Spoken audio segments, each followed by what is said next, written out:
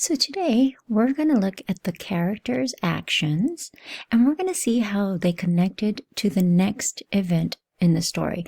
So last time we labeled our sequence of events, the main events that happened in the story. So in the first paragraph, the farmer wanted to cut down the tree for firewood. In the second paragraph, the farmer ignored the pleas from the grasshoppers and the sparrow.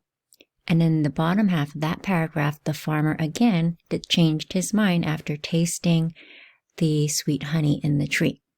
So we're going to see how the main events were caused by the character's action. So there's a sheet that's provided on the next slide, and I'm going to show you how to fill it out. It looks like this. Notice in this column, you're going to write down the paragraph you found, the character's action, what the character does, and then how that action affected the next part of the story. So let's go back to the story of the peasant and the apple tree. And we're going to focus on the main character, and who's doing all the action is the farmer. So in the first paragraph, it says the farmer, the first thing he wanted to do was he wanted to turn the tree into firewood. So I'm going to take that action and I'm going to type it into my sheet.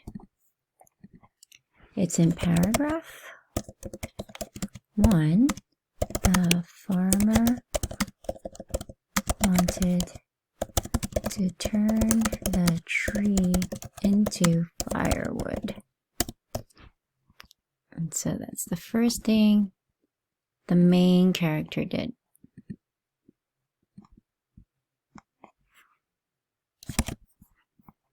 Make it a little smaller.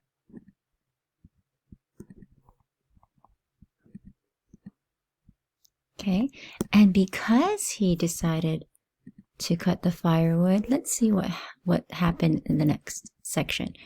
Because he wanted to cut the firewood, in this section right here, the grasshoppers and sparrows, that's the next thing, because he wanted to cut it down, they begged the farmer not to cut down their house. So I'm going to put that in my sheet. So again, because he was going to cut the tree into firewood, the animals begged him not to cut down their home. Okay, and then what's the next thing that the farmer did? In this paragraph, when they begged him to not cut their home down, the farmer, what action did he do? Paid no attention to their pleas. So that's the next thing the farmer did. So we type that into our sheet, or write that into our sheet. In paragraph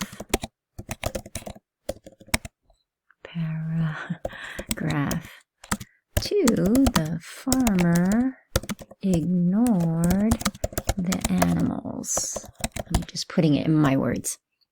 Okay, so that's the second thing the farmer did. Because he ignored their pleas, what happened next? So the farmer ignored them. He chopped the tree anyway. Okay, so I'm going to type that in. Because he ignored them, in paragraph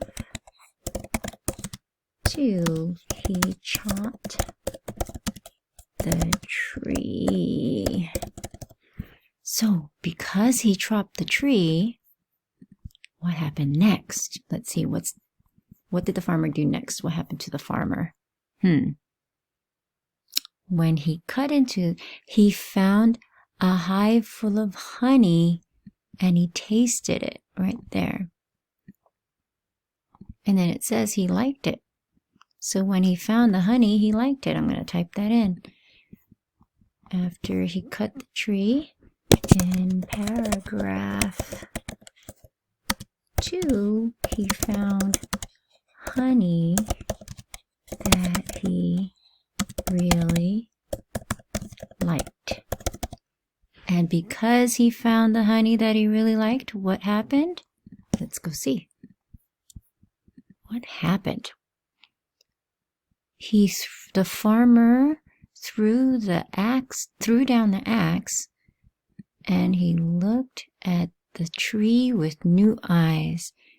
Licking the honey-covered fingers, he told the grasshoppers and the bees that had buzzed back to the hive to stay in the tree as long as they liked. So in my own words, after he tasted the honey, what did he do? We start with, in paragraph 2, he decided not to cut down the tree, and he let the animals stay as long as they liked.